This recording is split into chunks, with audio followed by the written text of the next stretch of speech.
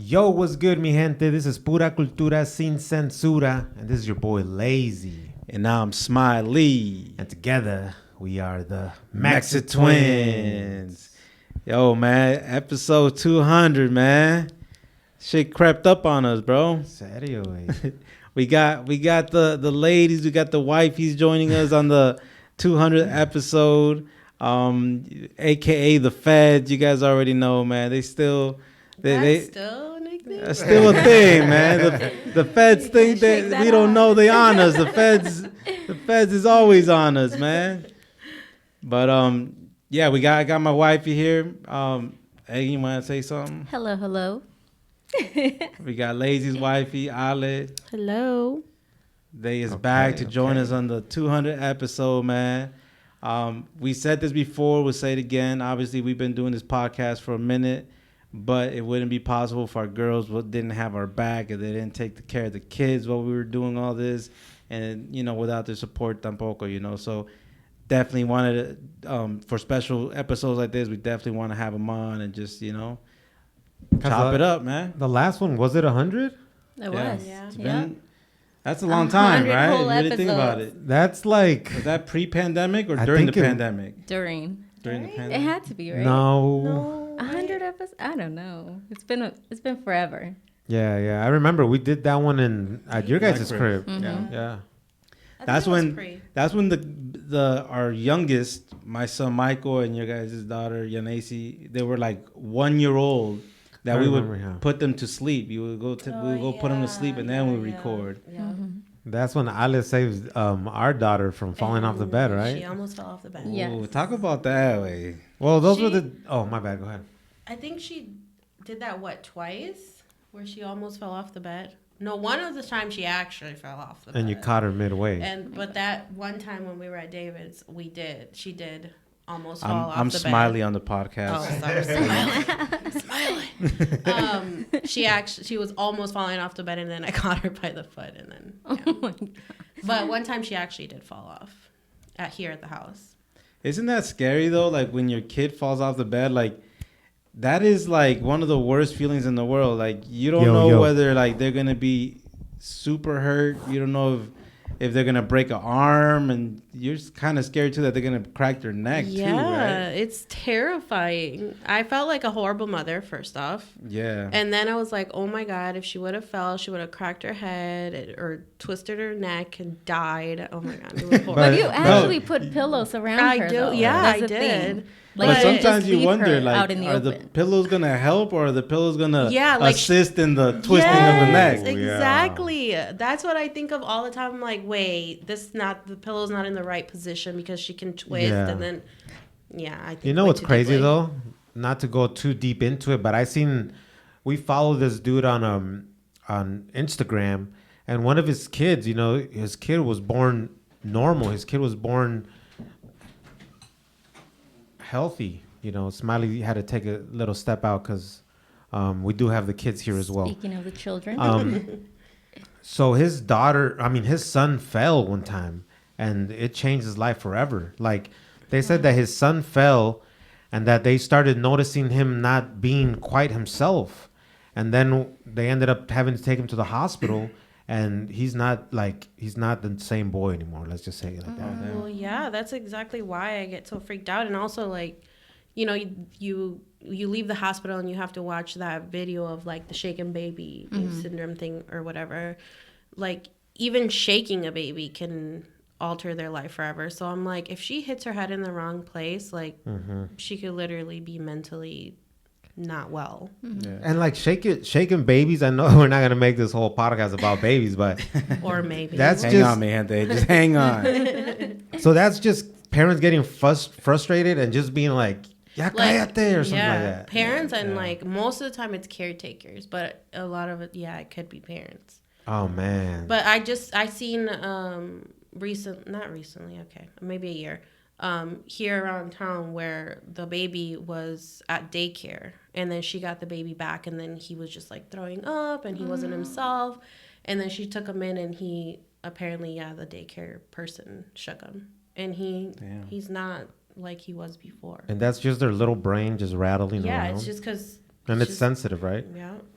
because not their whole like little skull isn't even fully fused until a certain age. What if you shake an adult like that? I'm not even trying to be funny, but like, what if you shake an adult that hard? Like a giant just shakes you.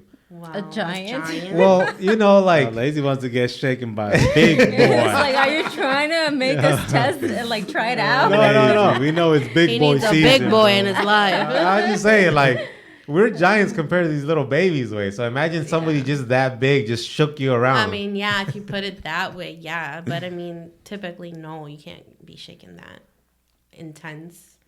yeah. No, but yeah, there's some people that are either caretakers or parents that shouldn't be parents because, you know, like we said, we ain't gonna make this episode about all that, but there was this one bad story that I heard that there was a dad and they were like a young couple, like in their early 20s.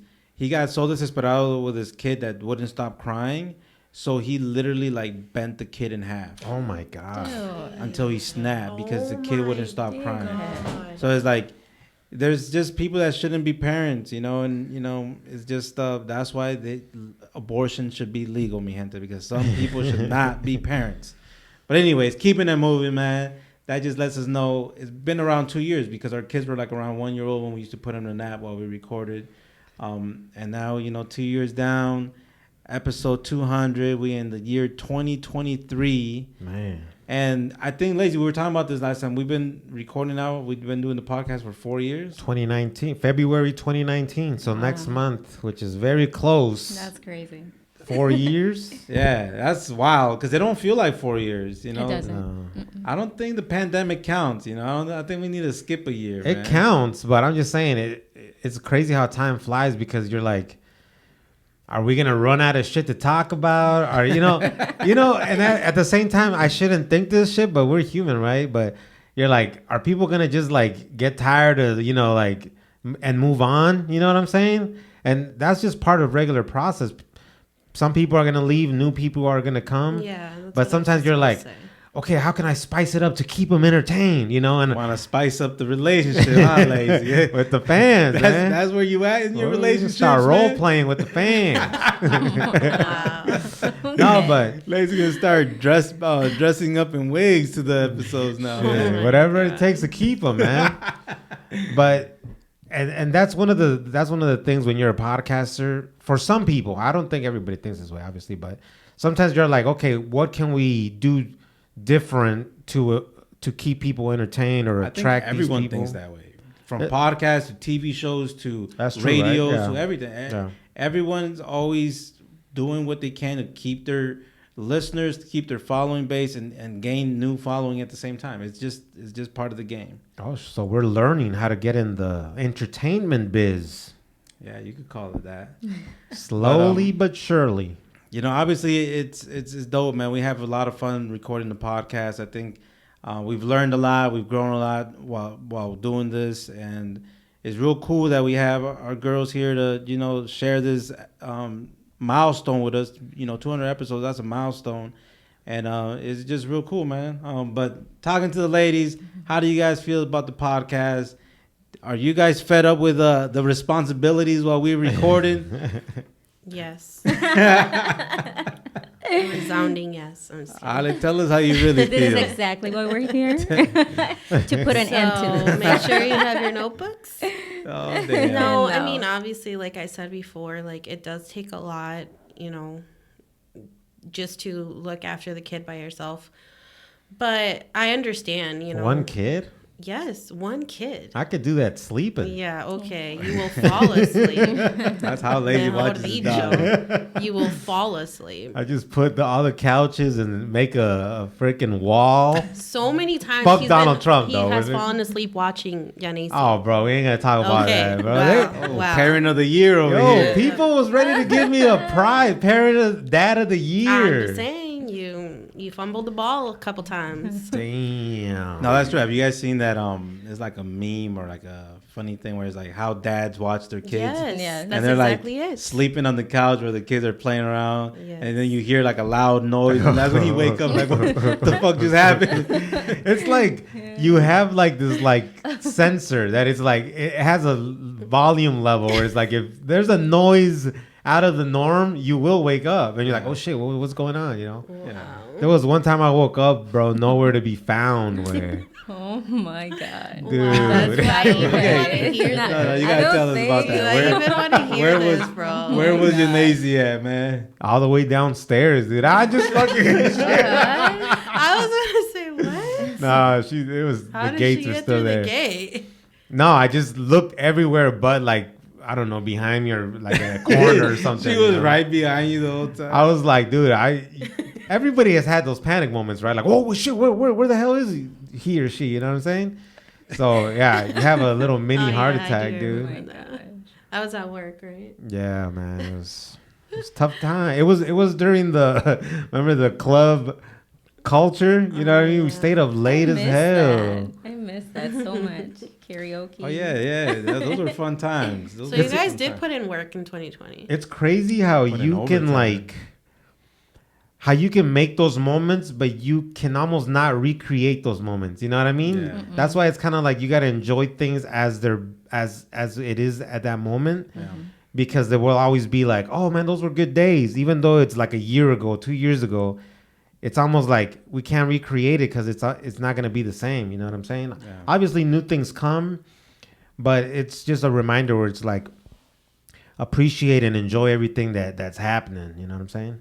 Yeah. Yeah, that's how it always is, man. Like sometimes you don't realize that what's happening at that moment. One day you're gonna think back and be like, "Damn, I wish we could go back to those days," or "I wish we could do something like that again." Man. And it's not like we can say, did we do it, proper? Like, bro, we would stay up till like the sun came up. 6 in the morning, 7 in the morning, and people still want to stay on. Like they could hear the birds outside. Yeah, Because most of the people that rock with us, they are from Cali or Texas, so They were 2 their hours. times is different. They're still like 4 a.m. and we're over here 6 a.m.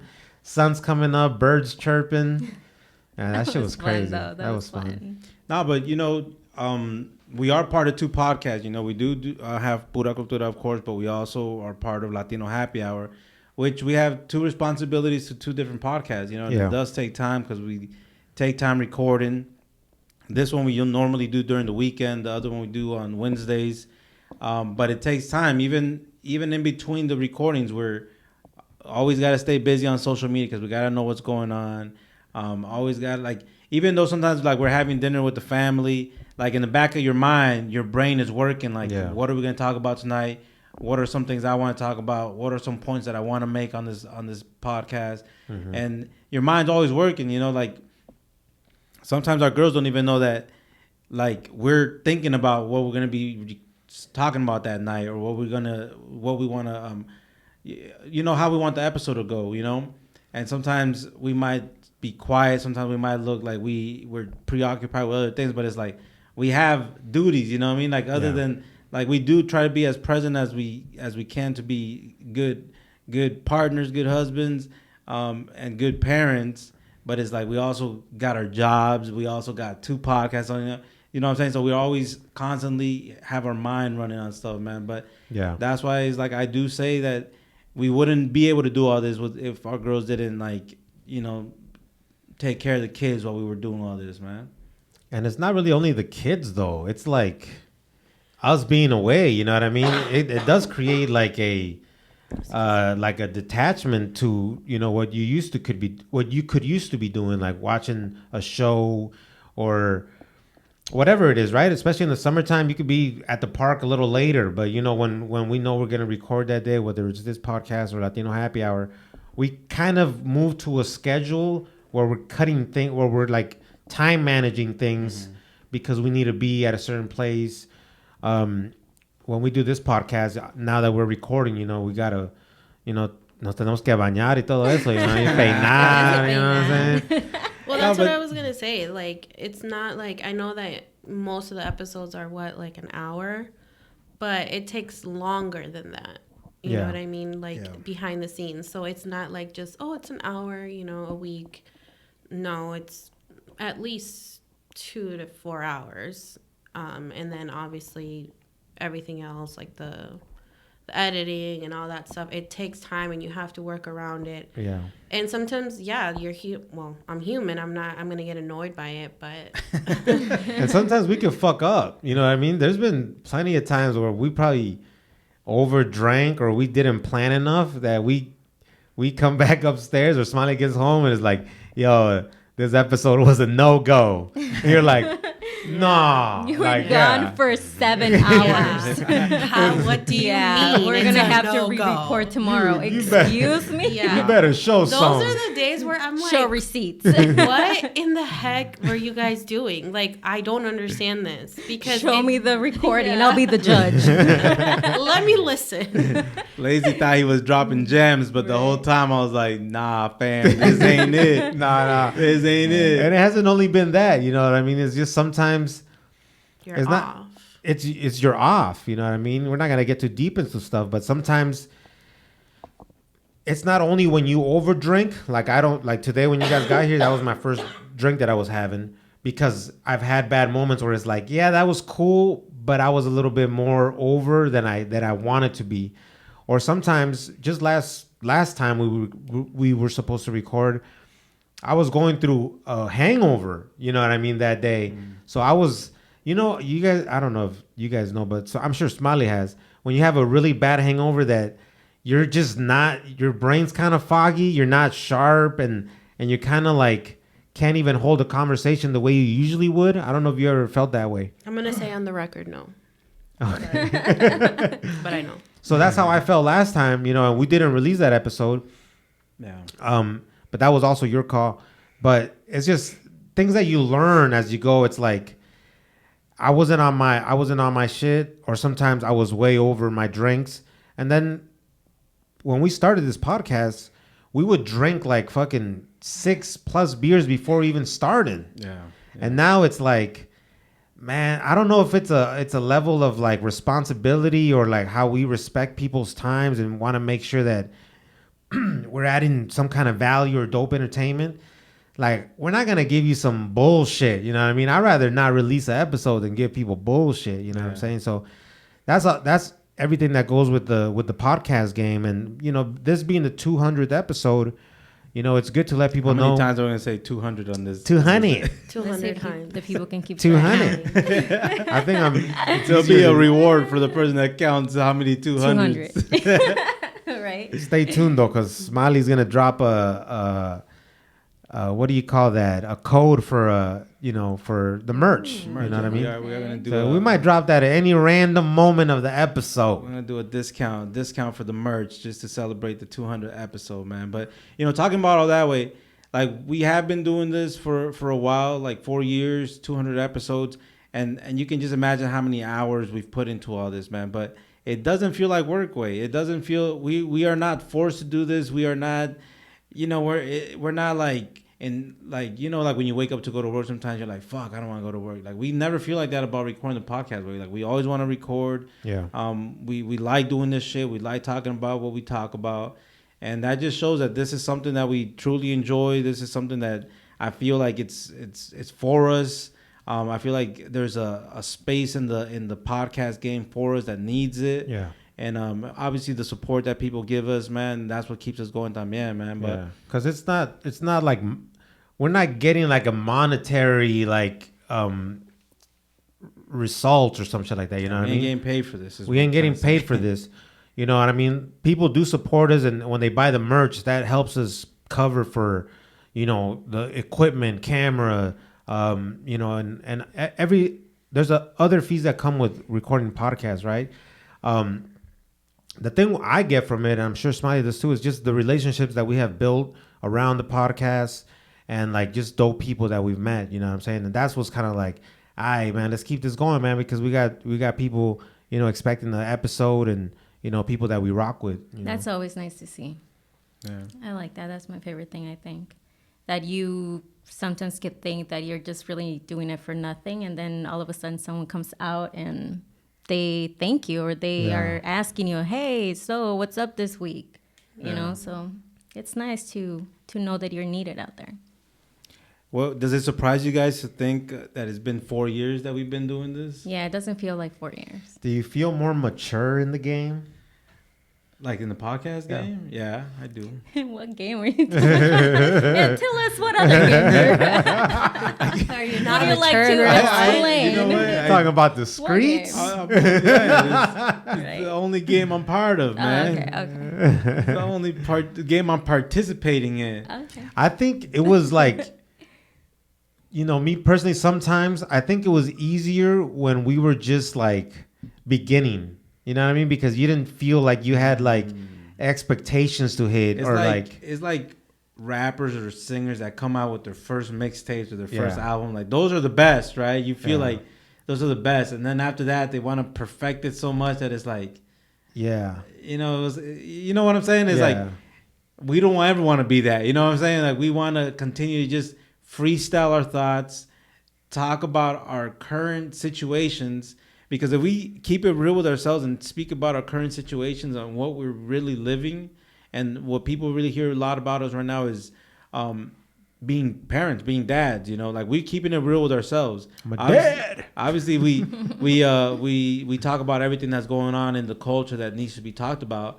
But it's like we're keeping it real with ourselves, and I think that's the thing that we need to do. Because if we were trying to lie and act like we're doing and living a certain lifestyle that we're not, then that's being phony way, and we definitely wouldn't feel right about that way. So, but like you said though, like the space that we have in the podcast game, we are in our space. You know what I'm saying? Like you do see some off the wall podcasts that they say some crazy shit that goes viral, but it's like, to be honest, that's not shit that we really are either living or even want to be part of. You know what I'm saying? It's like everybody got their own space. Like, oh, you guys are like that wild type of podcast, or there's some relationship podcast, or there's all kinds of other shit. We're kind of just in like sharing our stories of being from Mexico, or being from a different country, being immigrants, how we grew up in the United States, the style, the music, our relationships, and all that stuff. You know what I mean? We're just sharing our experience, which I think that's why we, are pretty good at this, because we're sharing our own experience with. We're not trying to do anything that's not us. Yeah. But as we're growing in this podcast game, and as we're growing as adults way, because you start realizing way, as you get older way, you start slowly maturing way. I'm not saying we're the most mature motherfuckers out here, but there's things that you start understanding differently than you used to. Like there's things even in our relationships. I feel like there's, even in my relationship, there's things in our relationship that we are more open to certain conversations. We're open to certain ideas and thoughts that we didn't used to. And it's crazy way as you get older, you start changing way. Your way of thinking starts changing. So I think even if we were to go back to like our first year in podcasting way, that's like a different version of us way. Like we're no longer those dudes way. Like a lot of the ideas that we had and a lot of the views and values that actually the values stay pretty much the same, but the views that we had, they changed way, and it's like, because we as kids way, we're too immature to understand that it's okay to talk about certain things. It's okay to feel certain things without taking it out of what it really is way. You know what I mean? So I think as we get older way in the podcast game, our conversations are a little more mature. Our way of thinking is more open, and that also reflects in our own personal relationships way. And I think me personally way, like within these past couple years, where I feel like I've matured a lot, where I've changed my views a lot on a lot of things way, and even like politically way. I'm not trying to get political and shit, but political shit like used to get me so mad way. I used to get so like angry, and it would take over me way. But now it's like I don't get mad. I just understand it. I'm like, okay, that's how you feel. That's kind of sad that you see things that way. You ignore certain things that are being said, but I'm not gonna let that just control my emotions so much that I get out of character and I say certain things that later on I'm embarrassed about. You know what I mean? So I think within the podcast way, I think people can see the growth in our conversations and our maturity way. Obviously, we gotta throw in some funny shit in here and there way, because that's what we do way. But how do the ladies feel? How do the girls feel about how the conversation's changing. Do you guys see any change in? Do you guys see us maturing at least a little bit? Well, I mean, David or Smiley, sorry. Wow. You're the meme guy. So they say if you're not changing, you're not growing. You know what I mean? So it's like, yeah, like in every stage of your life, you're going to change. Like that's what you're supposed to do. So it has been nice to see how you guys, it has been nice to see and also have it documented how much you guys have changed. Because it's nice to go, you know, because I mean, I go back in some of the episodes and I listen to them and I'm like, oh my God, you know, you're a real one. They're hilarious, but like, yeah, a lot of your guys' views change, or the way that you guys talk has changed, and that's fine. It doesn't make you fake, or you know, it's not like you're putting up this facade or anything. It's just you're growing. So to me, it's nice to listen and to, you know, see you guys change with even our group of conversations. Yeah. I love having conversations now because it's just like we can talk about anything. So to me, it's been nice to see. Yeah, I agree with that. So For sure. I think all of us have kind of grown with the podcast.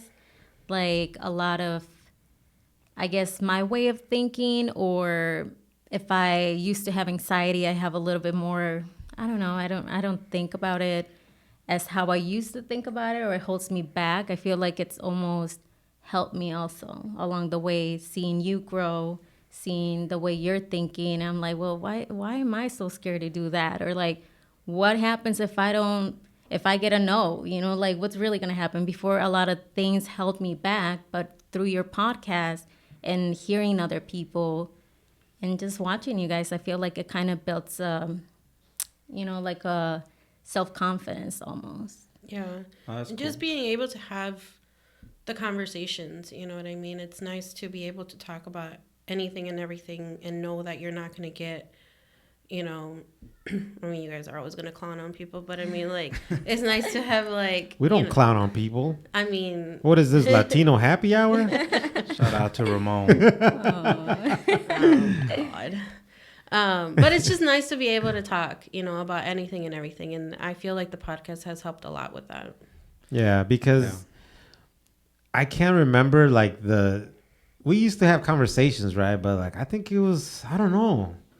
It was different. You know what I mean? We never had, like, conversation. And when we would have conversations, I think, again, for me, Smiley and some of the bros, is like we would mostly clown and judge during the whole conversation, you know?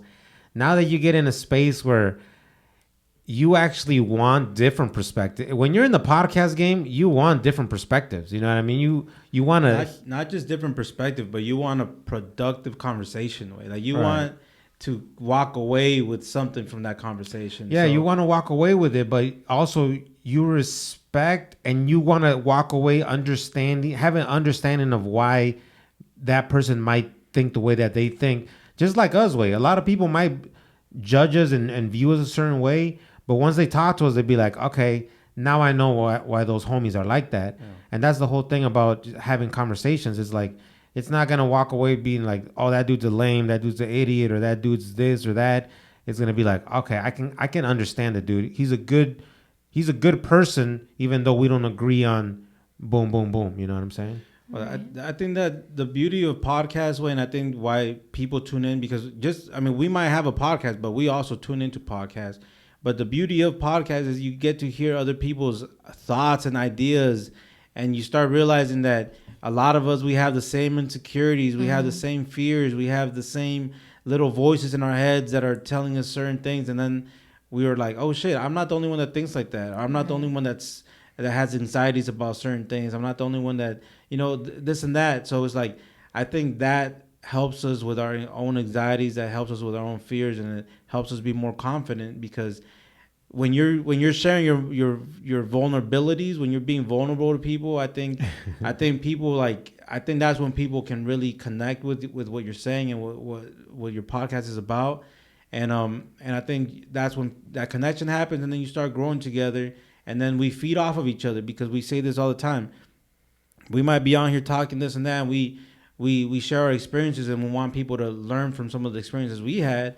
But when people message us or when people comment certain things on our posts or DMs, whatever, the feedback we get or the information we get from you guys, that motivates us and that keeps us going. So it's like a two-way thing. It's like we're helping each other grow and yeah, just grow as individuals, man.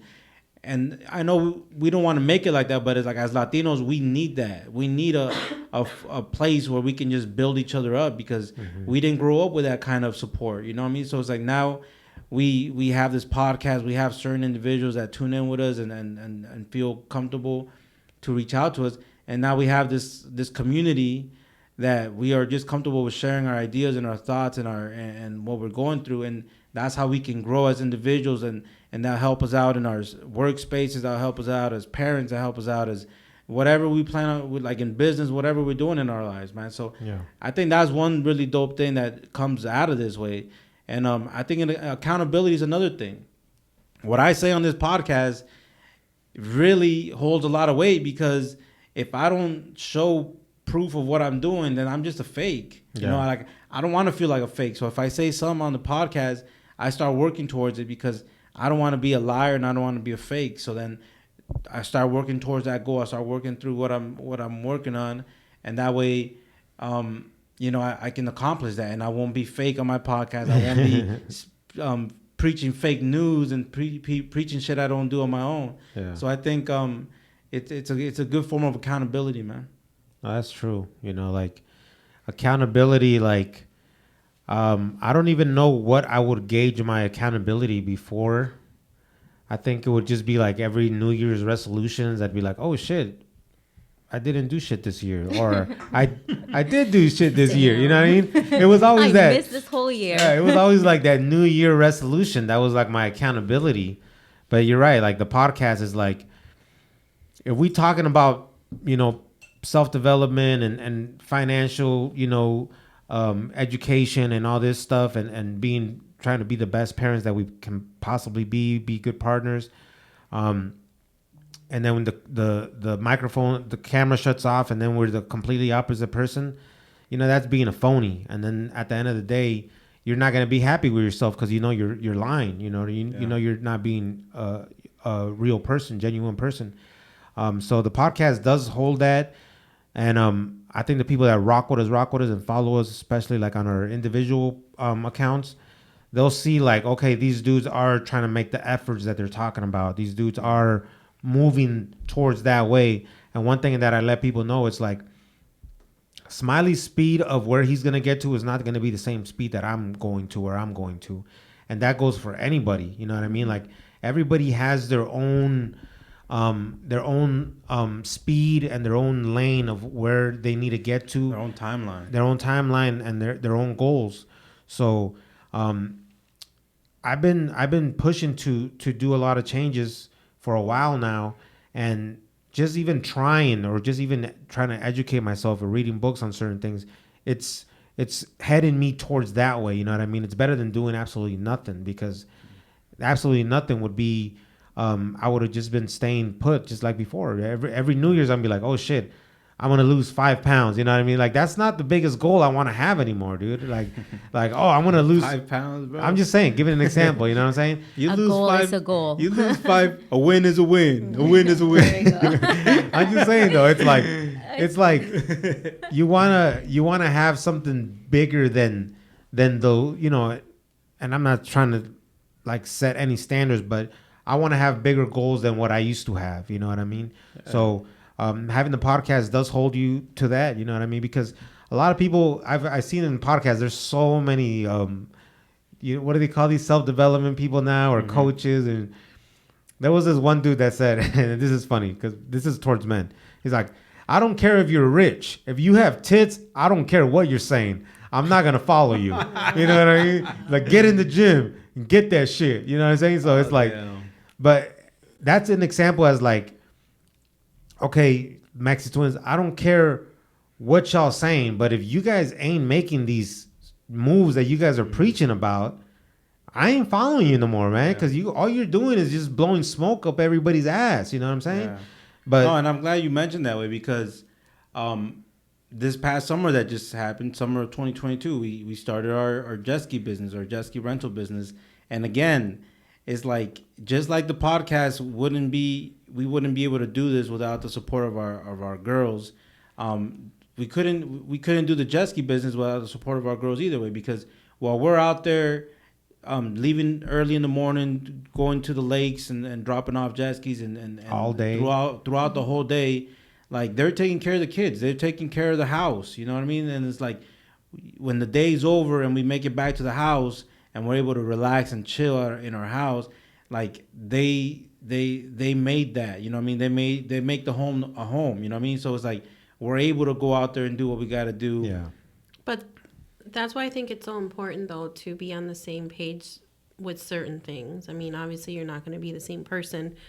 We have a perfect relationship. Please let the people know. Somebody help me. Oh, dude. No, but You need help. We're not going to release this video now. No, but like exactly for that, you know, I feel like you have to be on the same page somewhat, or have the same type of goals. Obviously, like you said, everyone's different. Everyone's going to be on their own pace. Like, what your goal isn't, your goals might not be my goals, but there are certain goals that we have together, you know, obviously. So because with your business, which just you guys have blown me out of the water with this, because it's just like Literally. No pun intended. I had to. No one intended. But She's but like, just that, you know, this past summer, watching how everything. Hagen's cracking herself up, dude. I'm waiting for these roses, man. She quacks herself up. Sorry. Yeah, just watching everything unfold that you guys talked about. And obviously, you know, Egan and I have probably talked, you know, while we're in bed too, you know, while you guys are in bed, obviously. And then Whoa. Please. We're not all in bed clean together. that up. Please, Dude, explain what you give just him a heart said. attack right now. God. But like, you know, we have these conversations, and like, you know, they're just words, but then you guys are actually putting things together, and just watching you guys do it like, for me at least, so well. I'm just like, wow. Mm-hmm. Like, to me, that's like, wow, because a lot of people have so many goals, have so many dreams, have so many aspirations, but as soon as things get tough, like, obviously you're gonna be like, I don't want to do this anymore. But you guys stuck through everything, and you know, Egan and I can see firsthand how much you guys put into that business, and how, not just the business but the podcast, but I'm talking about the business right now, where it's like, you know, the winters are cold here, but the summers are really, really high, and just how you guys have grown within the business, how much you guys take pride in how you deliver them, how you know, what you guys do with them, the hours and hours and days that you guys take fixing those jet skis. Oh God. Like, learning how to fix it. Yeah, just learning how, like, I'm just like in awe of how far you guys have come. And that's why, you know, I mean, I tell Daniel, like, you guys lazy. No, I can't do it. Okay.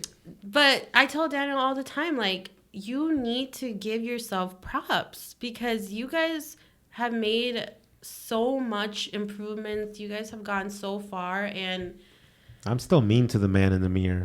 You ain't done shit, so boy. evil. Get out there, boy. But no, you guys have done a lot, and I'm so proud of you guys. Like, so proud this past summer, and I can't wait for this summer, because I know you guys are gonna even do way more. But yeah, may the man upstairs hear you. Yes, and you guys are amazing, and I know, and I've told this to Daniel how many times, like, this, Not it's enough. gonna go. Say it one more time. You guys are gonna go big, bruh. Like, no, like, this is gonna be big, because we're gonna be known in the Twin yes, Cities, because you guys put so much effort, so much work, so much pride into it and I see it, like it does not go unnoticed. And it's not just because obviously I'm your girl, but it's my family says it all the time. Like they're so proud of you guys. So you guys really stick to what you guys say. Well, even your customers that you have, like when they rent from you be guys, your friends. They do. Like it's seriously. Kind of weird. Yeah. But cool and weird at the same time. It's like, can we go chill? Like we got invited to barbecues, just dropping them off. It's like, no, we're okay. No, really, we got a bunch of food, drinks. I've ate people's food. Yo, Lazy did embarrass me. How can you deny food? Okay, when someone offers you food, you take the first offering, but Lazy went back for thirds and fourths. Bro, they had seasoning, good seasoning on them, and they invited me una chelita. I was like, yo, That's a combination. You can't say no to that. But it's like, I appreciate what you're saying, Ale. But it's like, yeah, we did put in a lot of work, and we just want to succeed. At the end of the day, we just want to succeed. Mm-hmm. We want to succeed in what we're doing. Like in this podcast game, we want to succeed in what we're doing. In the jet ski business, we want to do good. But it's like, again, you guys were there to support. You guys met us at the lakes.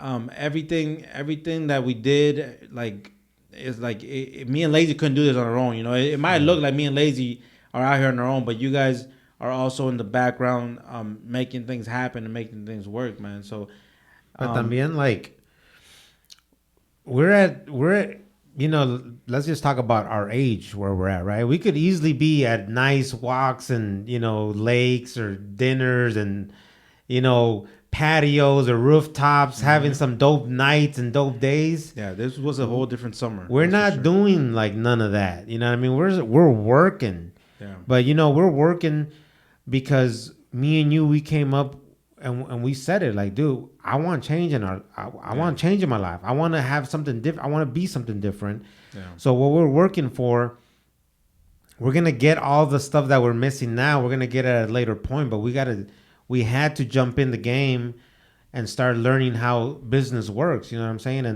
And to be honest, like, we learned as we went. We learned as we went. We just jumped in, we jumped in, we went all in. Like everything that we were doing, we learned on the spot. Like there was so much things that were happening, so much things being thrown at us, and we just went with the flow. Yeah. And it's like, we always say we're introverts, right? Oh, I am. So it's like, we say we're introverts, but we meet up with people and we are confident about what we're saying. We're confident I think you guys are a combination. I'm a timid extrovert, if that's such thing. So it's like we make things happen like that. Like there's so many people that would probably be scared of the fact that you're meeting strangers every single day, but it's like we don't even see it as that. Yeah, you snap into a character. You turn that on, and it's like, boom, let's go, and it has to be done, because when you put yourself against the wall, you're gonna do it. You know what I mean? Like if we give ourselves an option to do it or not do it, so a lot of times if you're scared, you might run. That's when it's fight or flight. Yeah, fight or flight. But we put ourselves against the wall, and we know we got to get that done, and we do it. You know what I mean? So just with all that being said, I would get anxiety being at the fucking when you're dropping off the jet skis. You know what I mean? Not only because we're gonna have to meet the customers, we're gonna have to go through the whole training process, but like the drop off the docks, like people are on the edge. You know what I mean? People are way too extra. It's like people want you to just. You could get in fights. Yeah, you could get in fights there. So I've seen that so many times that it's like, oh man, no, I hope nobody fucking says nothing to me. Smiley's ready to talk shit over here. Yo, because Lazy dropped the fucking jet ski off of the trailer. I will get out and beat somebody with my jet ski. I mean, let jet ski. Lazy dropped the jet ski off of the damn trailer because I was nervous. This dude did not tie the jet ski, and he was driving off, and the jet ski slid off. I looked back. No, it didn't slide off. I looked back, and then the fucking jet ski, the nose was all the way up. Oh, heck. And then I fucking reversed, and then I got it. Catch it or what? Yeah, you had to put it back in the water. Oh my god. And then like they started screaming at me because they knew I was with them. Like, hey, your jet ski is loose, and I'm like, what the fuck? Lazy, what the fuck is going on? There's so bro? much going on in those damn docks that you're like, everybody, please just be quiet. You're running around like, because be quiet. You're gonna get in the water. Like, relax. We're running around, have to load up the jet skis, running around, tying up, and everybody's looking at you like you're still slow as fuck. You know what I'm saying?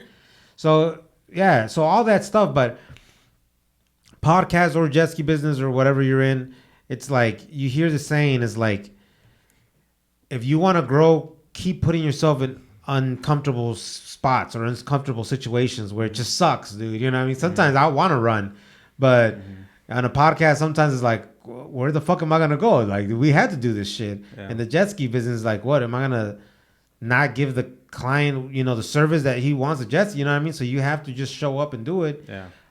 Is that saying, that Spanish saying, way, like, what did it say? Like, si tienes miedo, hazlo con miedo. Yeah. Like, either way, you got to do it. It's like like the dude we had on the Latino Happy Hour episode. He said, hazlo. Y si tienes miedo, pues hazlo con miedo. You know what I'm saying? Like, let motherfuckers. In English, they say, like, whatever scares you the most, that's probably what you should be doing. So. Oh, you came with gems today.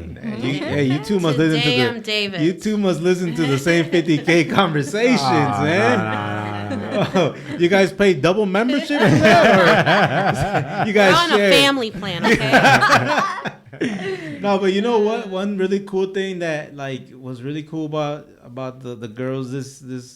What girls? Wow, you're really trying to take it there. Oh, Lazy wants he wants to sleep he wants drama in the podcast. He wants to sleep on the floor. No, I want to go viral, baby. No, the girls way they were supportive way. We went on a business trip, on our very first business trip way, and the girls were supportive. What was that? I said it was a nightmare towards the end because of the weather and stuff. Yeah, I mean. But just the fact, like, this is new to us. Like, growing up the way we grew up, and when you guys met us, you guys never thought like you guys are gonna one day be taking your business trips for your own companies. Yeah, and it's like it's something that's another. I feel like that's another way of growth in our relationships way, because talking about Latinos way, this is a Latino podcast, so we gotta keep it. We gotta talk about our experiences in Latino culture way. We don't normally do shit like this way. There's not like the business trips and all this and that way. So this is very new to us. Business. Yeah. And we're like first generation, like Al is a citizen, but like we're first. She's still first generation though. Oh, my bad.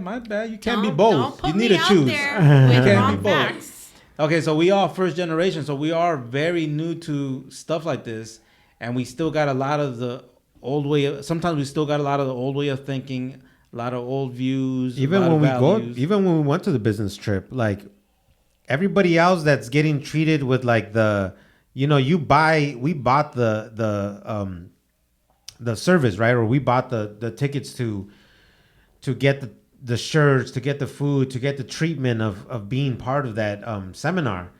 But we still feel uncomfortable. Like, these shirts are free, or like I can get this. Yeah. Or when they were serving us and the waiters are coming, that shit was so new to us. But we're not used to being like served like that or having service like that. You know what I mean? Or even being in those kind of restaurants. We talked about Smiley. I think we talked about it on this podcast. Where did we talk about it when the napkin? Did. No, we didn't. So we were having lunch on our first day there, and the thing about Orlando and the thing about Florida is like there's a lot of Latinos in Florida. So the staff that was working at this hotel, there were Latina ladies, and we were sitting at the tables and we're eating our lunch, and I had my napkin sitting. It's like a cloth napkin sitting on the table, and we're eating or whatever, and then this lady, a Latina lady, comes up and she grabs my napkin, and then she said like con permiso or something like that. So then or something like that. I don't know. In a way, like she let me know, like give me some space. And she placed the napkin on my lap. Is that not weird? I'm sorry. Weird. I'm sorry. That is too treated weird. that man like a toddler. No. When I heard that, I was like, what? How? Who does that? He was just like, con permiso. It wasn't cool though. No, that is She- never no. cool. Because No. Smiley at that point was like, bro, she was looking out. But I was like, she wait. was not For looking what? out. She was What? not looking. That's she was looking weird out as for hell. something else. No, Nah, she was not. nah, you're No, right. no, Nah, you're She's right. not- Okay, Okay. people, is that weird? You're That's sitting there weird. minding your own business, eating your food, and then some waitress or waiter is just gonna come up to you, grabs your napkin, and places it Out on of your lap. lap? No, she didn't place. What? She didn't like. She didn't fix play. it. She went like this. She just put it on She his like lap. Oh, so waved they it. just- And laid it. And So laid laid it it on on my your lap. lap. She So laid it on so your lap. if I told you that story, would that be weird? If a dude did that Yeah. or a girl a did waiter Same. did that to her. Would that be not weird? Or is he helping me out? that?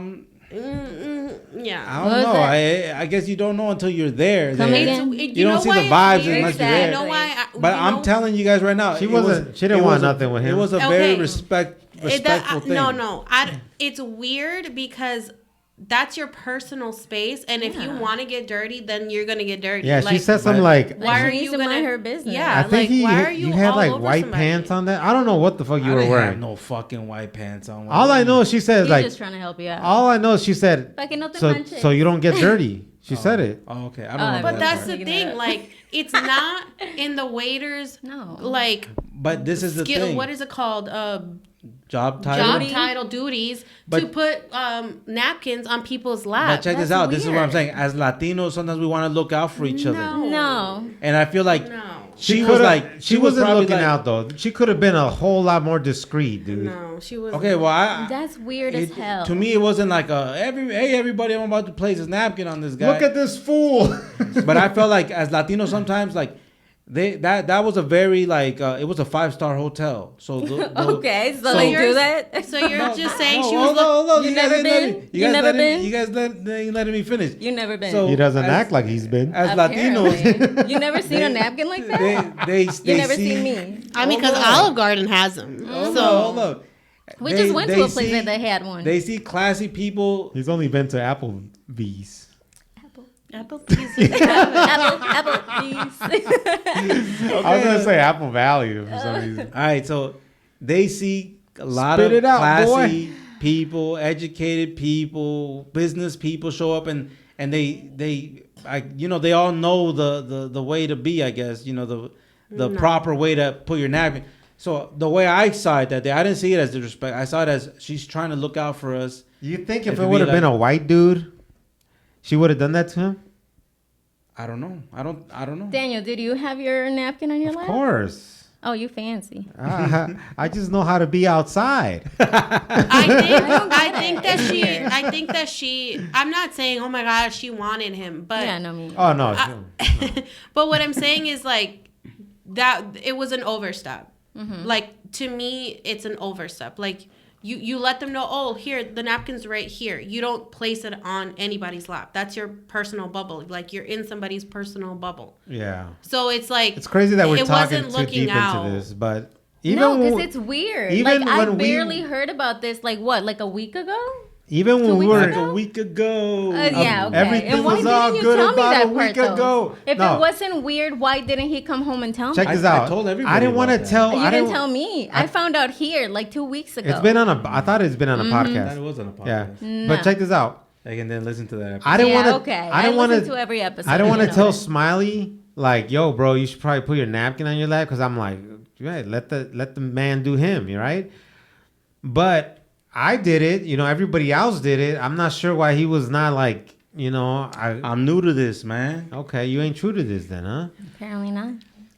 So I'm true to this and new to this. so when she did that, I remember we had a conversation like, no mama's way, you know, and you're like, dude, she's looking out, bro. She's looking out. Was she I like didn't say an it older that lady serious that she way. felt comfortable? Like, I is didn't it know. a she was, sweet no, one? she was like She in was her like 50s. 30s. No. That's She was not in her older. 30s. Look, Thick lazy. stallion. Look at lazy. I already know not to trust anything you say. Sorry. I think she was Colombian, by the way. Okay. But it doesn't matter. She could have been old as hell. No, or I'm she saying could've like been if it was young like as an hell. older lady, like it's like like maybe like helping you out, like but She I'm wasn't still old, trying old. to think She about it. wasn't I'm like old, that's old. still weird. She Yeah, was like for 40 me- years old, way. For me, it Late doesn't matter 40s, how old early you are. 50s. No, hell no. You forgot. From what I remember. Oh, forgot. you remember, right? She was definitely.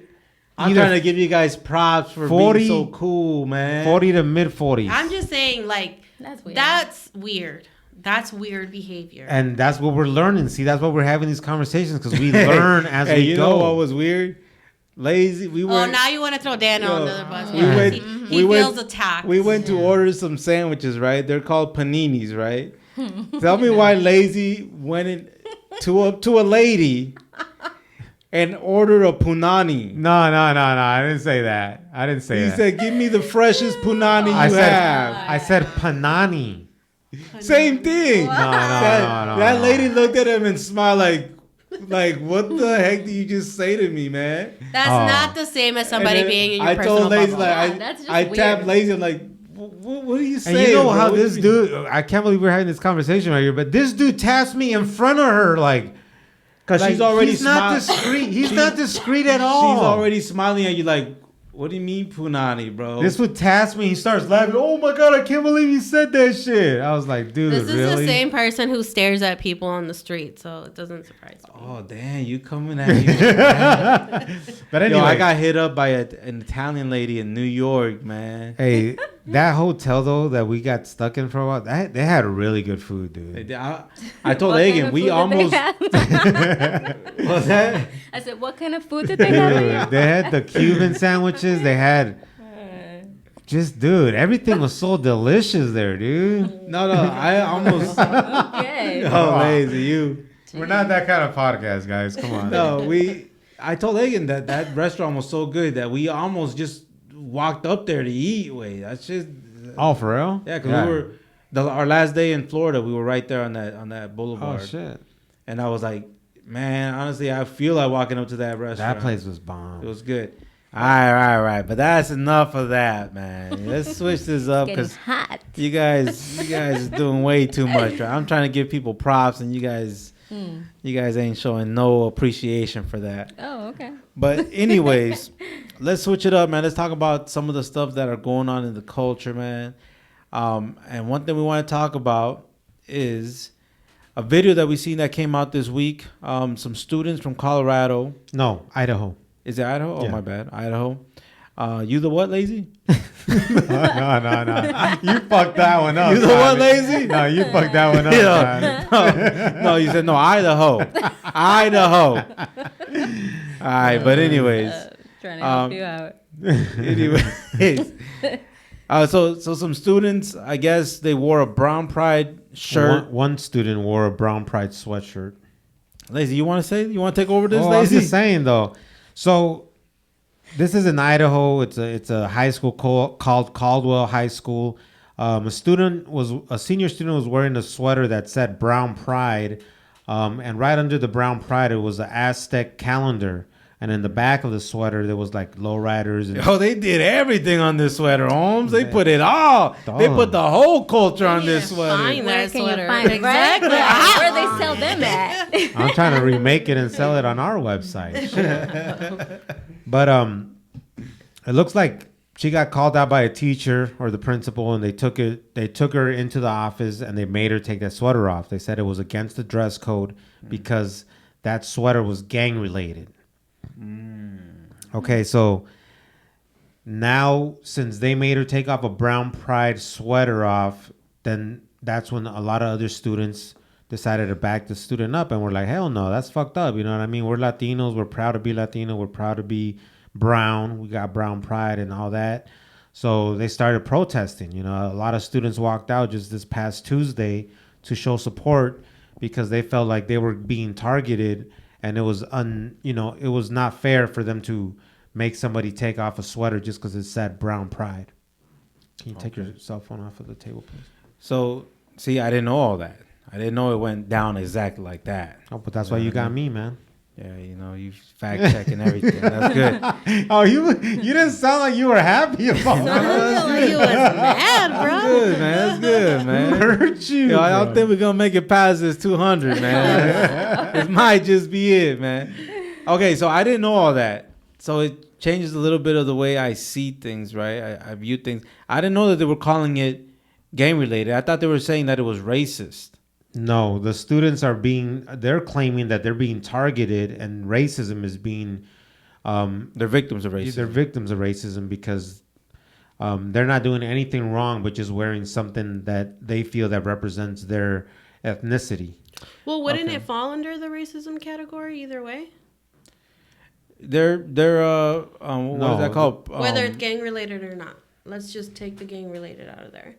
Wouldn't it still be like a form of racism? No, but we're saying, the students are saying that they're being victims of racism. Yeah. Okay. Yeah. But what Smiley thought that brown pride, that the teachers were saying it was racist. Were saying that it was racist against like the white students. Before we corrupt you guys with our ideas and our views, I want to hear from the ladies. The ladies. Okay, I feel like I talk too much, so maybe Egan should go. Egan, same. Put me on this. I can go first. You're prepared.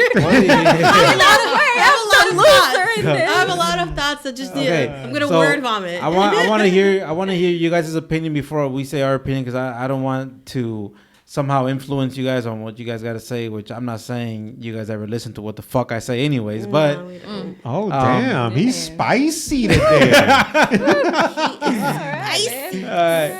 So what do you guys think about the students wearing the brown pride clothing and people labeling it as gangster attire and all that, and should they be allowed to wear it? What are you guys' thoughts on this whole thing? Well, I feel that it's ridiculous, and I didn't see the story. It did not come up on my For You page, or I haven't what's your algorithm like? I don't know.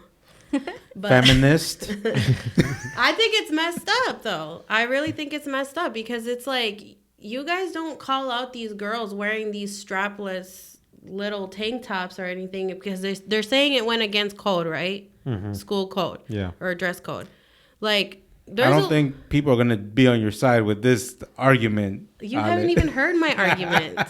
I just started speaking. What I'm saying is, like, they're saying it goes against school code, but it's like you're letting all these kids wear all sorts of types of stuff, and then when it comes to like other cultures, it's okay to do. You can't even obviously pray in school because not everyone believes in God, right? So it's like, why did they jump to conclusions that it was gang related? You know what I mean? So it's like, I don't know. I'm kind of conflicted on this because I You've want to give them too long. No, not even. It's just I'm trying to look at it from a perspective of the school and what allowing someone to do something can impact others to like kind of go off of. You know, like for example, I'm proud of, you know, like brown pride, of the saying, of the actual. Girl, you white. Please. I'm browner than you. So like I get that. I love that. I stand by that. But looking at it as like the school, then there's gonna be kids that are gonna be like, all right, well, if that person can wear brown pride, next Monday I'm gonna come in with a white pride shirt. What's wrong with that? But white pride, it's not a culture. Like, being white isn't a culture. But see, these are kids. And that's going to bring out like more racism and more this and more drama. So I can kind of see it from that perspective. Yeah. But I feel like because it had like the Aztec calendar and the lowriders, I feel like it's more like of a cultural thing. And I get it. And it's like, if some kid showed up with like a white pride, it would be like, and a swastika. Yeah, like that's not cultural. That isn't. And an American muscle car. Like no, you're going too far. Without the swastika. Like if somebody wore white pride, leave the swastika out. That's not a cultural thing. You can't claim culture. That's in not white. bad though. No, it is because it's being white. Oh, hold on. There's no culture. They just say he wants a white pride sweater. No. I'm just saying. You can't be. You can't have a culture and that call is their yourself culture. white. No, your culture is either Irish, German. No. Their culture, Swedish, you can't be white. Their culture is exactly who they want to identify as. No, that is their culture. Yes, it is. The definition of culture is they not that. Can eat freaking. What are we gonna call? Freaking? That's where we at. Freaking. Freaking. Yo, Lacey turned way white right now. and I'm just being real because I didn't used to think this when I was a younger guy, right? But we're talking like I'm talking as who I am now. If you can wear brown pride, you're basically kind of challenging, and you're kind of exposing this like I'm brown and I'm proud, but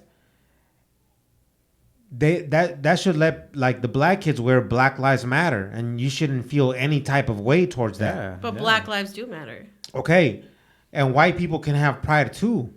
They can have pride if they're German. They No, can they wear can have German white. pride. They can have whatever white pride that they want. You can't But You see, can't what just I say was- white. the point and that I say was you're- trying Lazy to sounding like prove Gringo Bling right there. now, man. No, Oh no, my I'm God. just saying. Please don't even bring that into If this. we can say brown understand pride, that. black people should be able to say black pride. Asian Yo, people should be able to say this is Asian what I was pride, thinking, though. and I white think- people should be able to say white pride. I think white people have done so much harm in this country and in the history that it's like it's cool that they happy to be white, but just don't be out there claiming that you're so proud to be white, because that is just a reminder of all the bad stuff you've done in history way. But see, how can you tell a kid that? Like, you're in school. That's what I mean. Like, you can be proud. And I like those shirts, you know, like I like Cain Velasquez, you know, like with his like brown pride tattoo and all that stuff. Like, that made you proud, you know, like that did make you proud. Like And- us in and school. I'm glad you made and that thinking point. of those days, like that we were brown and proud. Like We I still get are. that. We I know. still yeah, we are. are. Well, like I said. I'm glad you but brought like it- when you're in a place where it's a school and you have so many rules and you have so many minds just roaming around those hallways,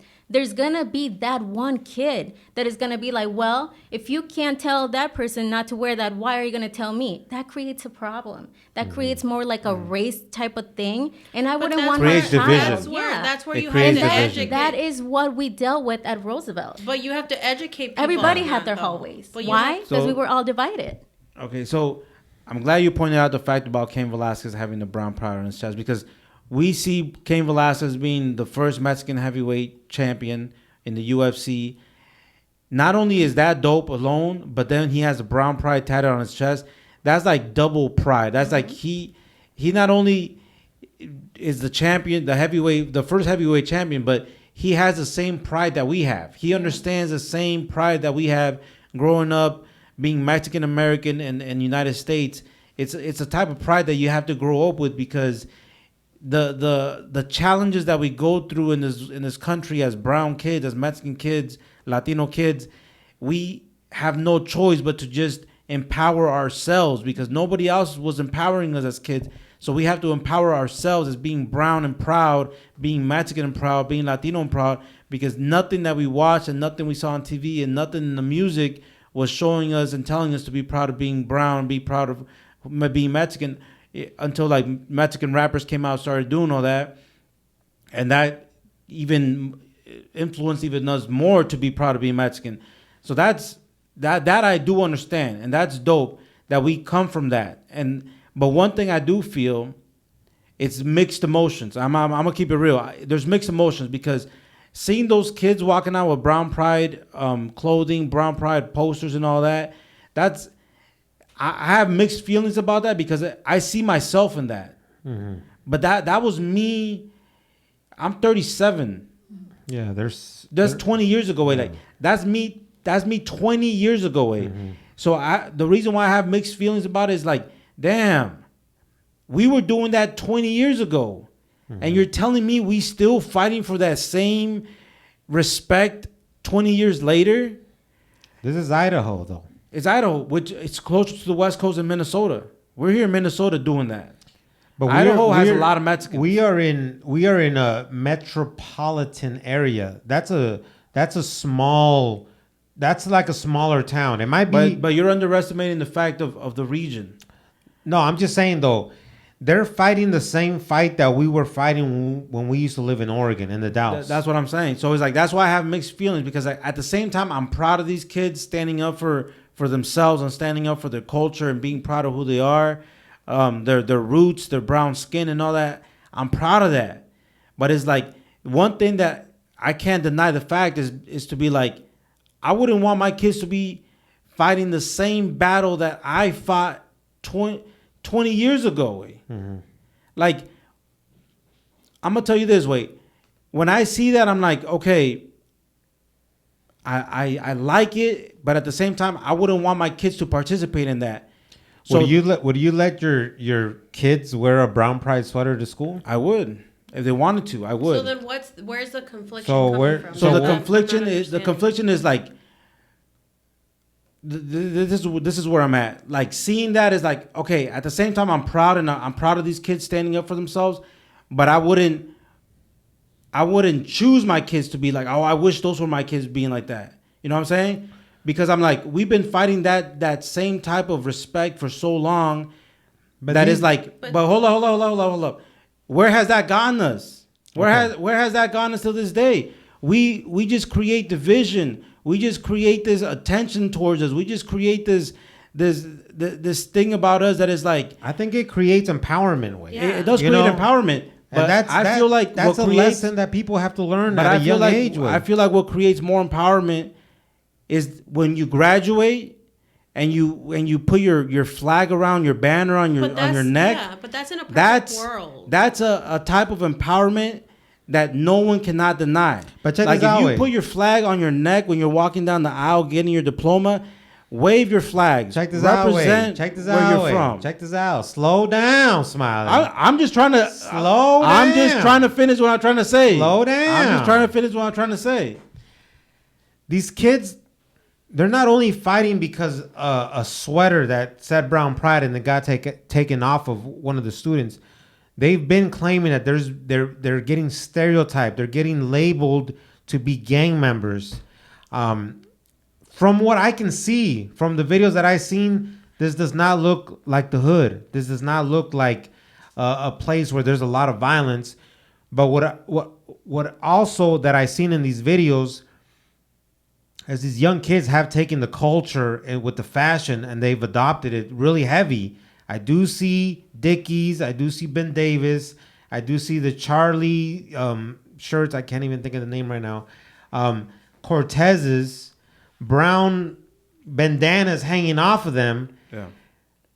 So I can understand where people might be like, you guys are portraying a gang culture, but the students are saying, but we're not gang related. We're not representing gangs. We're here to.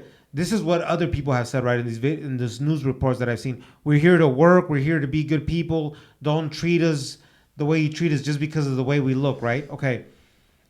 That's kids. As adults, we know that everybody's always going to treat you for how you look. Yeah. We don't live in this world of benefit of the doubt where it's like, oh, that person looks like that, but he could be a completely different person. No, we're going to judge you for how you look. But these are kids that when I seen these videos and I was like, oh, this is Idaho. Oh, there's not a race war between Mexicans and blacks, Mexicans and Asians, Mexicans and whites. It's the teachers. You know what I mean? This reminds me of Oregon where it's like. But you don't know all that. This is what's being reported, way.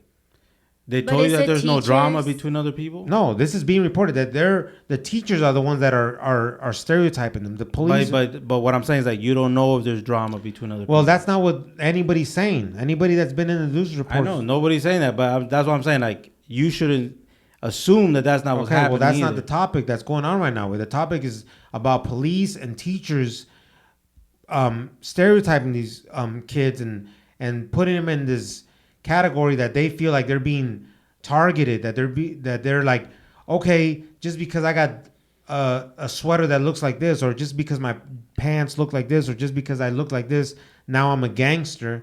And that's what they're fighting with. They're basically saying, let us dress the way we want to dress. Well, that's exactly what I'm saying. It's like, these are high school kids. When we were in high school, we dressed the way that we wanted to dress. Like, but did that cause certain trouble?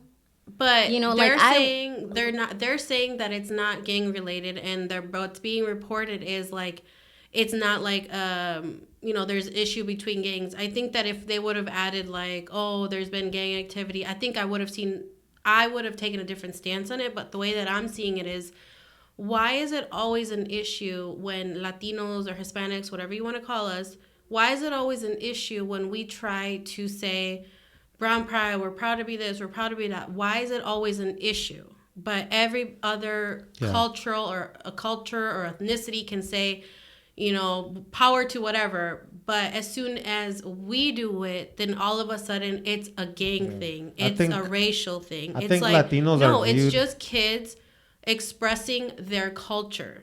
I think Latinos are viewed as submissive, like culture, submissive people way, where if people attack us, you know, they feel like they can do that to us way, and there won't be no like fight back. You know what I'm saying?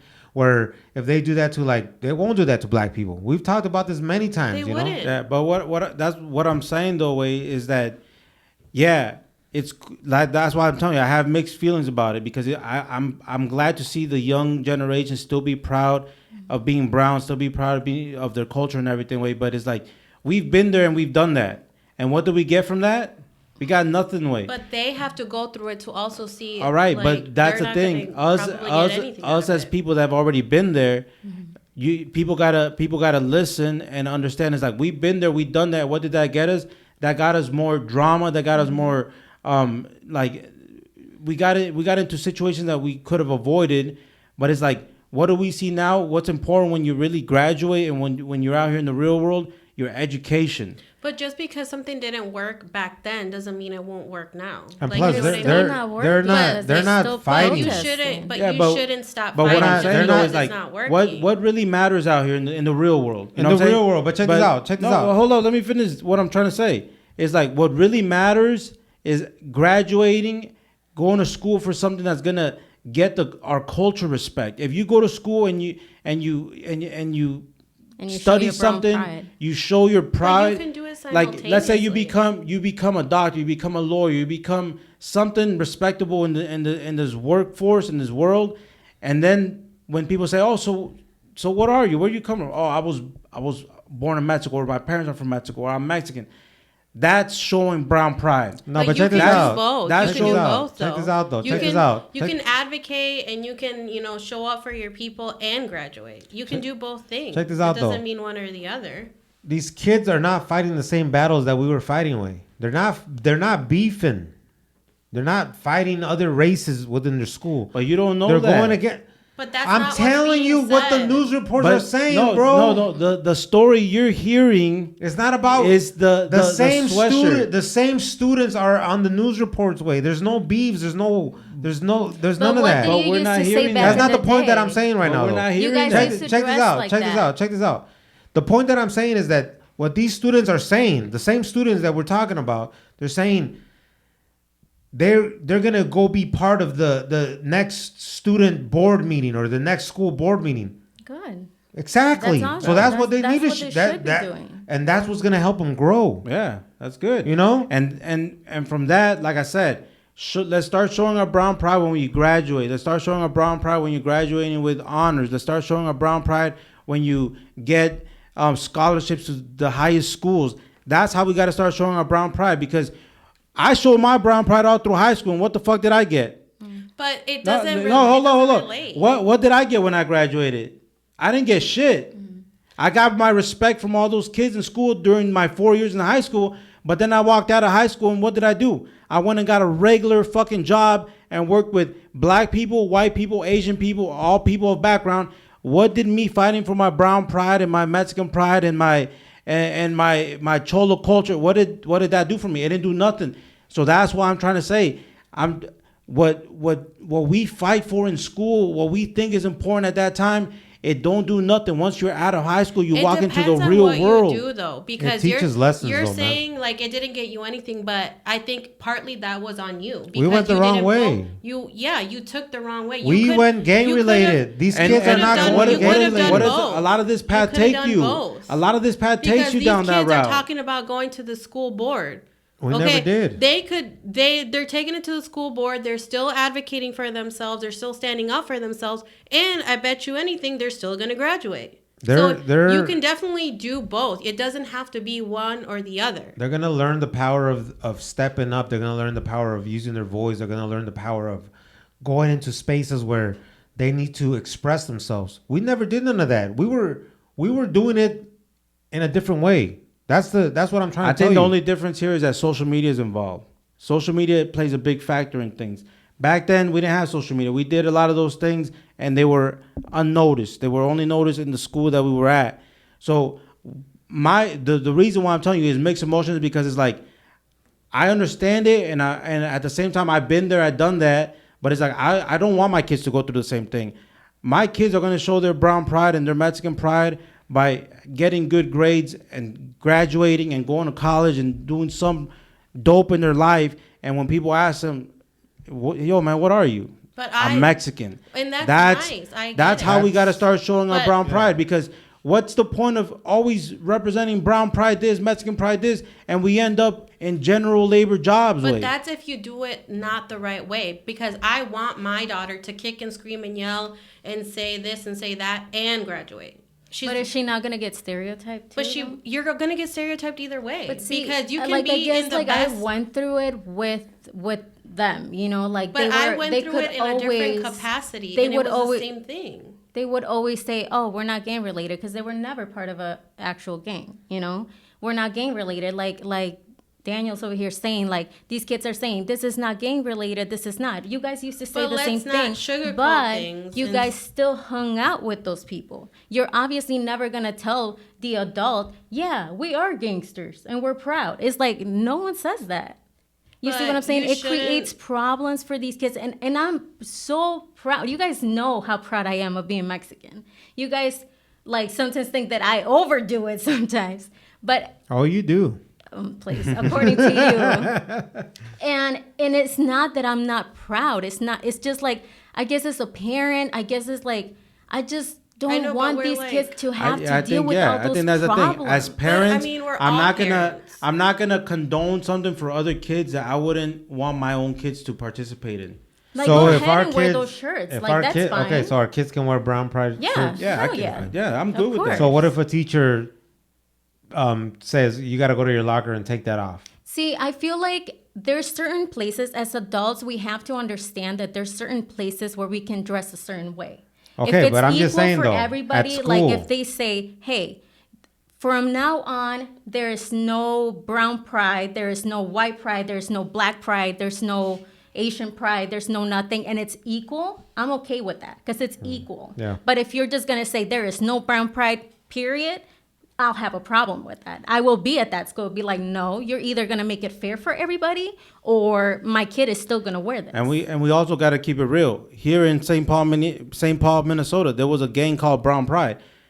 How do we not know there's not a gang called Brown Pride over there? Yeah, that's facts. You know what I mean? Like over here in St. Paul, there's a gang called Brown Pride.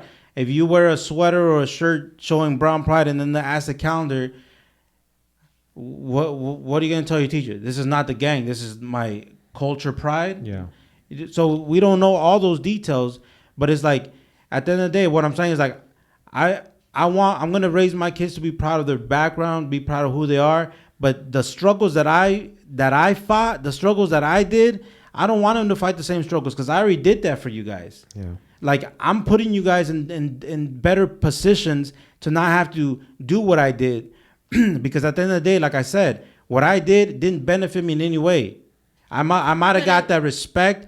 I got people they showed fear out of respect. I mean, they showed respect out of fear, but it's like at the end of the day, that doesn't get you nothing once you get out of school. So we got to start promoting like let's be proud of our culture. Let's be proud of who we are, but let's make sure that the end goal is to be successful in whatever we want to be in life, because that's when you show pride in your culture. That's when you show pride in your family, you know. So at the end of the day, I'm just not gonna fully condone something I wouldn't want my own kids to be in, because that would make me fake. You know what I mean? If someone told my kid, if my kid was dressing like Dickie Down, fucking Cortez's and a fucking Charlie Brown shirt, I'd be like, mijo, you look like a gangster. How do you expect you to treat you? Just because you got a Brown Pride shirt on don't mean that they ain't gonna think you ain't gangster. You look like a fucking gangster way. You know what I mean? So it's like if my son is dressing like like a preppy kid and he got the little Mexican flag on his shirt and they tell him, hey, you can't wear a Mexican flag on a shirt, then I'm going to have a problem with that because a Mexican flag should not be offensive. Mm-hmm. That's true. Right. Okay, so just kind of like finishing it up, because me and Smiley, we're gonna have a whole different idea of what brown pride, Ask the Calendar, lowriders, and some girls in the back of a sweater. To us, back in the days, that was what we wanted to wear. That was. But what do we want to portray though? We wanted to be gangsters. All right, so let's keep it real. No, I'm not saying that. I'm not saying that that's not what we weren't doing. I know, but a lot of the times we try to act like, why are you portraying me as a gangster?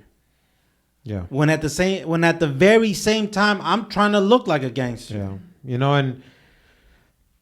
And I don't know, like the generation of these kids, you know what I mean? I don't know if they're like Chicanos. I don't know if they're like third, fourth generation, but like you said, if my daughter was dressed with Cortez's, Dickies, and a flannel with a button at the top, I'd be like, Mia, come on now. Well, but if she's not gang related, she's not gang related. But she looks like a gangster. But she's not gang related. That'd be questionable.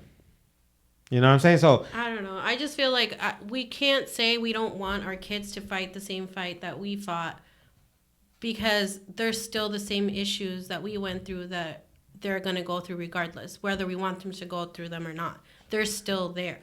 So I think we've been fighting it the wrong way. But that's why I keep saying, and I keep repeating it, because like we can't just say that it's one way or no way. Like my kid can be a college or high school graduate and still advocate for whatever she wants to advocate for. It doesn't have to be one or the other. Now, obviously, if it's one or the other, then I'm going to be like, you got to do both. You can't just, say I'm going to, advocate here, advocate, and then not graduate, because then they're just going to see you as the same, like you said, general labor or whatever you want to call it. No, you have to do both. And that's what I think is the difference now, where kids know that.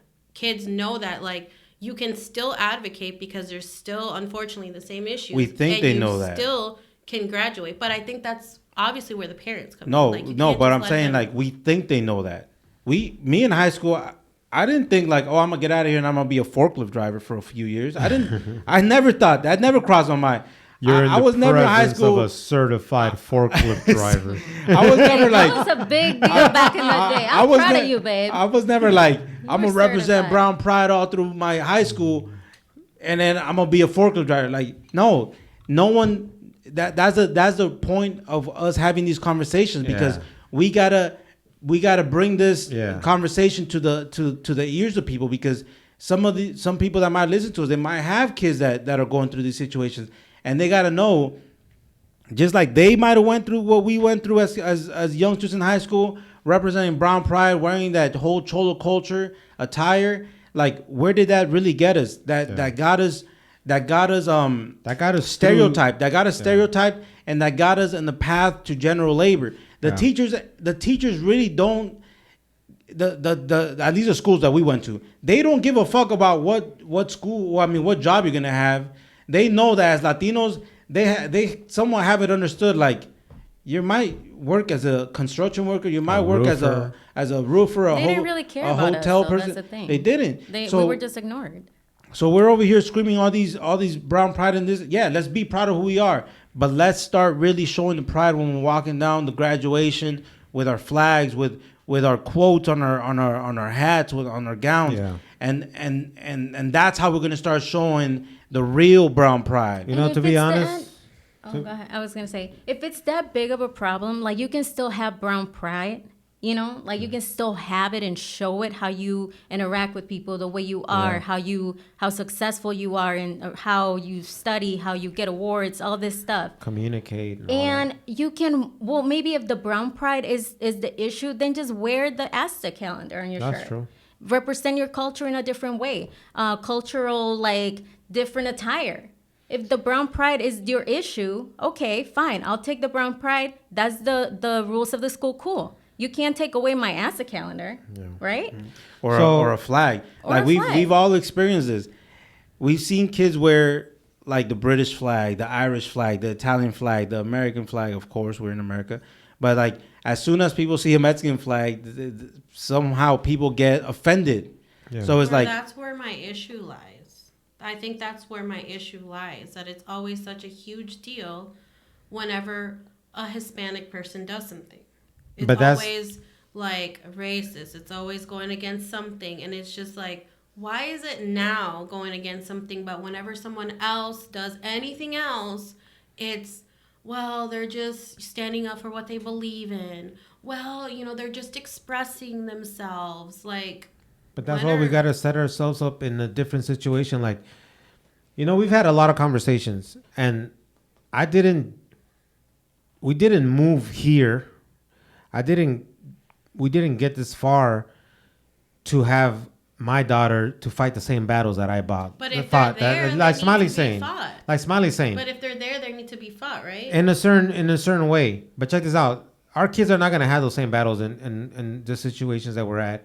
And if they ever come across, they're going to be held differently. Because I think as parents that we've came, at least myself and Smiley, we're very, very in touch with what's going on.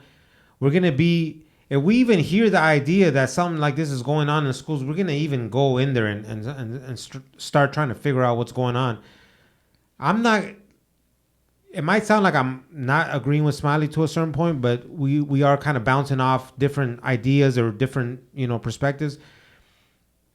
But I also agree, like, I didn't get this far for my daughter to fight the same battle. No, like, I didn't come this far to even have my daughter be in a victim situation. You know what I mean? She's going to be... But if she's put in it, she has to fight it. She's not going to be, though. And that can get deeper into stuff that we're not going to get into right now, because that can get so deep. Then we're just going to be blindly and be like, we're not going to be blind. She's not going to do We're not going to be blind. I think the difference is when we have immigrant parents, they don't know how to talk to us in the way of, you, like, in the way of, I've been there, I've done that, but be proud.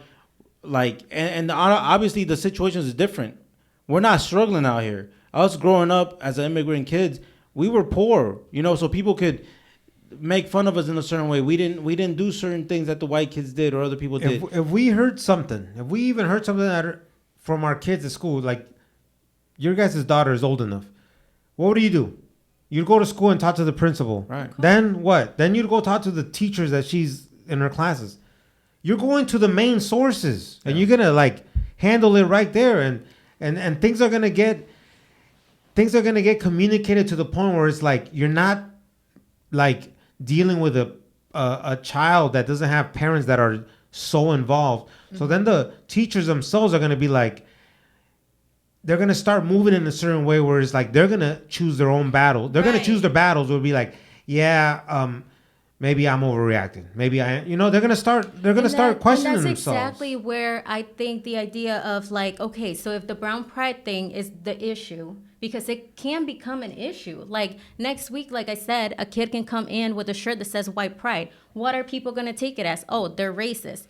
Maybe that kid is like, all right, well, you know what? You're letting that kid do that, so why not me? Why are you discriminating me? Because we have to be fair to educate them, though, that white isn't a culture. But dude, see, the thing is, I don't think we can do that. That's not our. That's not. You can't go anywhere and say white pride, and people are gonna be like, so if we want, I don't think that. I get what you're trying to say, bro. You can't. You just can't. This is the way that I feel at where I'm at right now.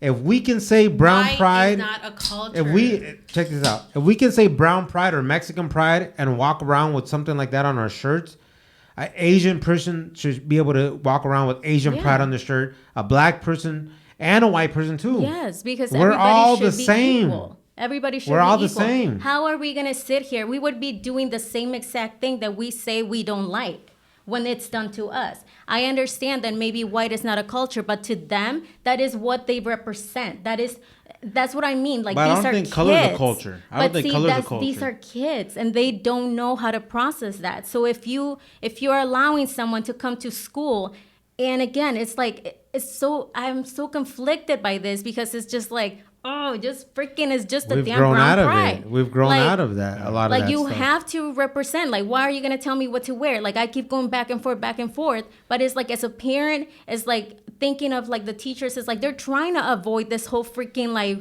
race battle or war that it could become. Because like, when we kids were are crazy nowadays. Kids come to school with freaking guns. That's they true. come to school with like all this pride that is like, all right, well, you're gonna let these Mexicans in. Let's say a racist kid, whatever color he might be, he is like, all right, well, I was told that I couldn't wear this, but you can wear that. All right, let me show you.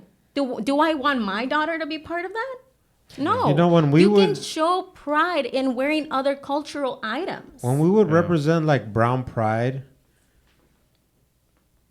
for me myself, it came from like a whole insecurity place. You know what I mean? Like I was poor, I was insecure, I didn't have the same clothes, hair.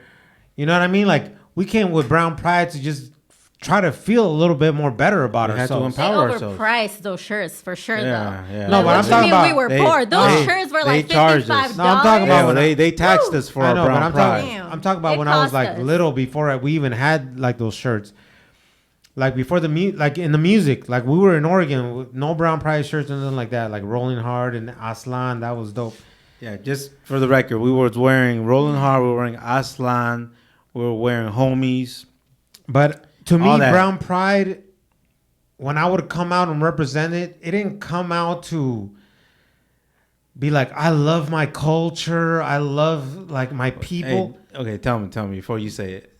It came out like I felt like I had nothing else, but I had to just, that was the only thing that I had. Okay, see, that might have been how you felt, but I didn't feel like I wore it as challenging motherfuckers to test me with, you know. So it's like everyone has a different feeling towards it. When I wore my brown pride, like it was like We're talking I about wanted- Oregon, though. We're talking about Okay, Oregon. I'm talking about here. Okay, so that's different. So when I was wearing it out here, I was wearing it to just put it in people's face. Like, I'm brown and I'm proud.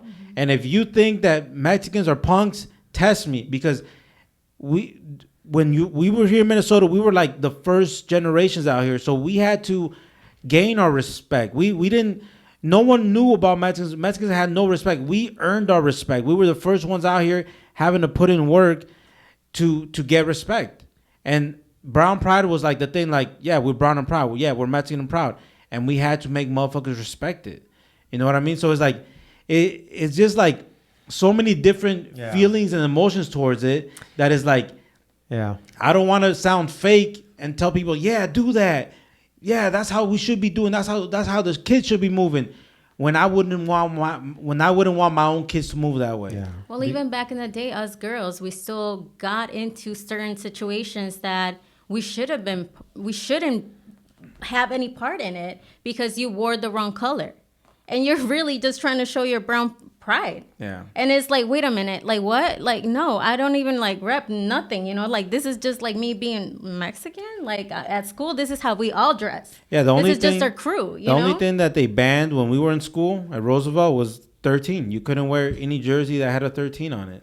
You That know? was how it was at our school. Like you couldn't wear like actual like the number. There's gangs, But man. like I don't know. I just feel completely different from it. It's You know, complicated. it's complicated, and I can get you, Ale, because maybe you didn't I mean, go you don't through. have to, but what I'm saying No, is no, no, like I'm just saying. I think completely St. Paul's think different from I'm just saying, though. Minneapolis, I'm too. just saying. very, very different. I'm just saying, like, you didn't go through the exact same. Obviously, no, you can't diminish what I went through. Nobody's diminishing anything. I'm just saying like it's just different. It's not Yeah, like it's but like, you don't see like the power of what brown pride means to certain people. Like brown pride to Smiley, like he just shared, means something a little different than what brown pride meant to me, and to Egan is gonna mean something different as well, and to you as well.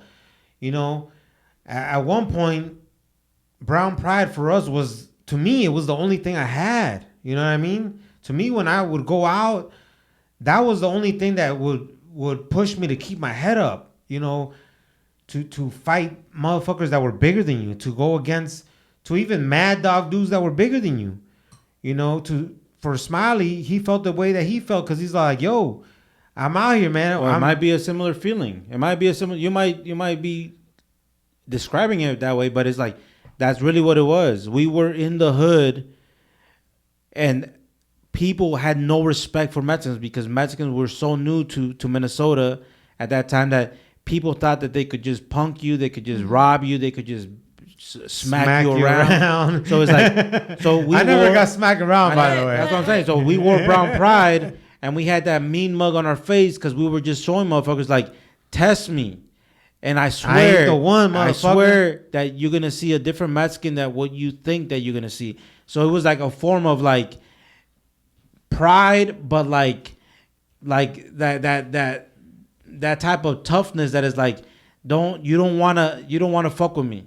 But like I grew up in St. Paul, so it's like St. Paul had that gang, the Brown Pride gang. Yeah, the Brown Pride gang.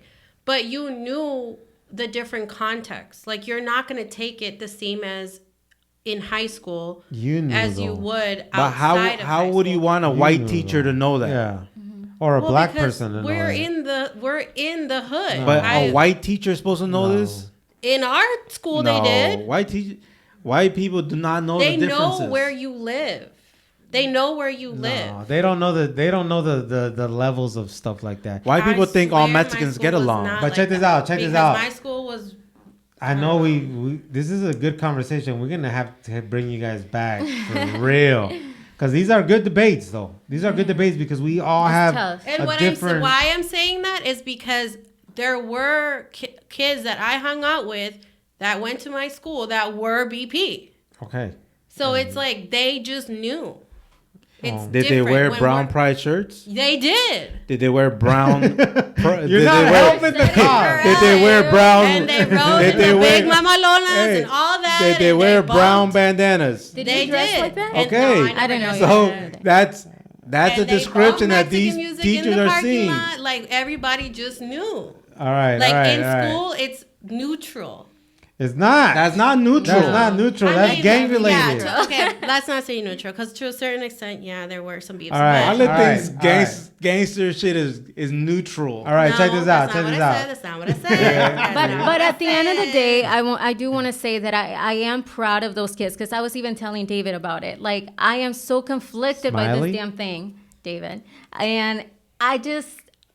It's hard because I am proud. Like, how many times do we also talk about, like, man, this new generation kids, like, they really don't know about this.